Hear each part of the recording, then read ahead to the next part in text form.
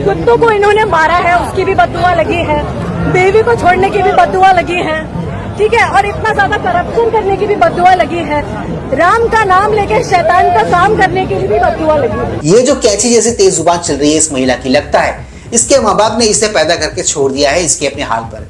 इससे अगर ये पूछा जाए कि विपक्ष शासित राज्यों में इन दिनों पेपर लीक का क्या हाल है, उस पर इस महिला के मुंह पर दही जम जाएगी, वही दही जो इन दिनों हम देख रहे हैं इनके मुंह पर भी जमी हुई है। सवाल सब लोग पूछ रहे हैं कि क्या जहाँ जहाँ पेपर लीक हो रहे हैं जिन जिन राज्यों में, क्या उन राज्यों में भी सीजेपी का इस तरीके का प्रदर्शन देखने को मिलेगा? नहीं, चाहे पंजाब हो, कर्नाटक हो। पैर दब जाएगा आशुतोष, भैया भाई मेरे को बैठने दो।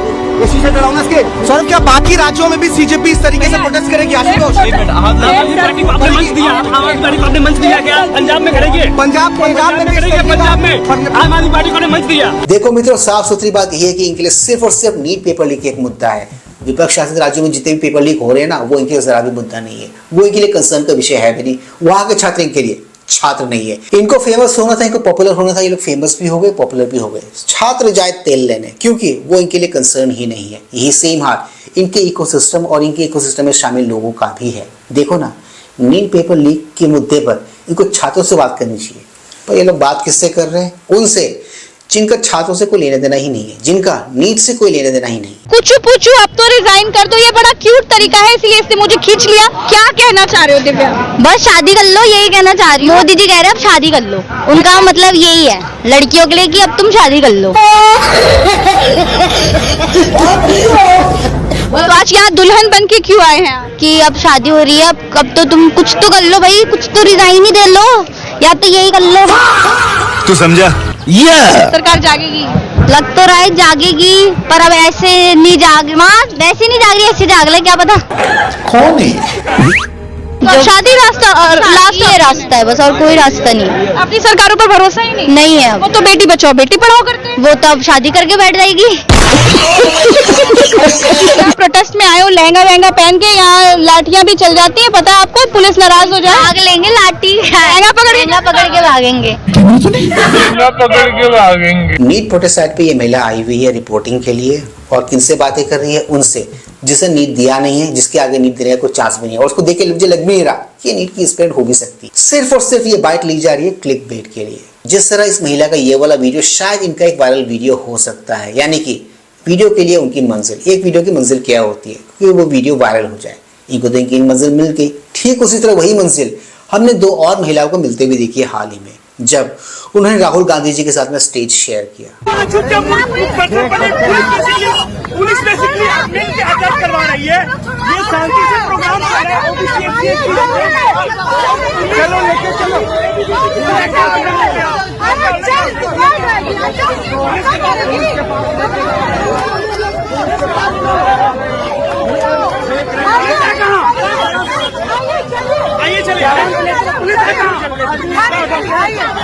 इन वामपंथियों को स्टेज में देखकर आपको जरा भी चौंकने की जरूरत नहीं, क्योंकि इन्होंने उस दल का, उस ग्रैंड ओल्ड पार्टी का हाथ थामा है। उस ग्रैंड ओल्ड पार्टी ने इनकी तरफ मदद और सपोर्ट का हाथ बढ़ाया है, जो इन दिनों लेफ्टिस्ट लीनिंग के लिए जानी जा रही है। इन दोनों की दोस्तों लाइन से सेट हो चुकी है। भविष्य में ये आपको शायद कांग्रेस प्रवक्ता के तौर पर टीवी डिबेट शोज में नजर आ जाए। खैर, ये तो उन कई सारे जोक्स में से एक जोक था जो हमने जंतर मंतर आंदोलन के दौरान देखा। इससे भी बड़ा जोक पता है क्या है?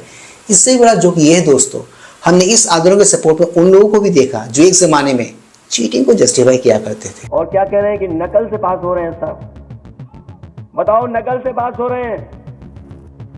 अरे कौन, हम अगर कोई बात गलत कह दें तो शायद वो टीवी पे दिन रात चलेगी। अच्छा बताओ, नकल कौन नहीं कर लेता जब पास होना होता है थोड़ी बहुत? हमें बताओ, कोई है जिसने बचपन में नकल न की हो, हाथ खड़ा करके बता दे। थोड़ी बहुत सब कर लेते हैं। Please like, share, subscribe and hyper YouTube channel, ताकि हम ऐसे कंटेंट्स बनाते रहें और हमारा ये कंटेंट ज्यादा से ज्यादा लोगों तक पहुंचे। तो दोस्तों, ज्यादा वक्त गवाते हुए let's go back to the topic. Dharmendra Pradhan ने इस्तीफा दे दिया है, और उनके इस्तीफा देने से कुछ लोग खुश हैं। एक छोटा सा वर्ग इस देश खुश है।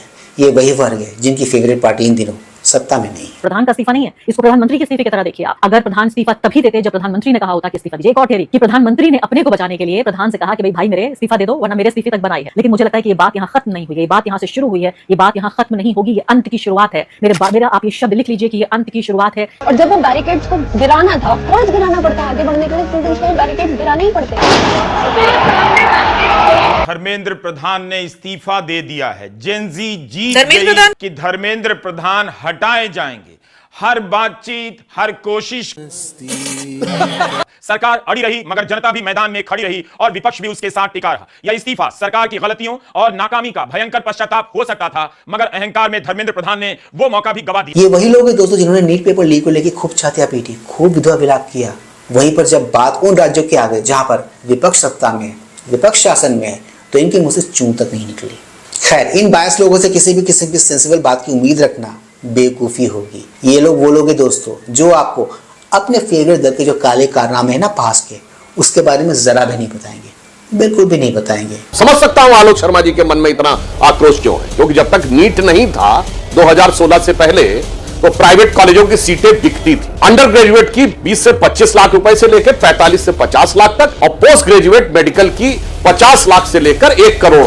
और दर्शकों से कहता हूं जाके चेक करिए, 90% के मालिक इन्हीं की पार्टियों के नेता थे। उन्हीं बच्चों के दम पर सैकड़ों करोड़ रुपया पर ईयर कमाते थे।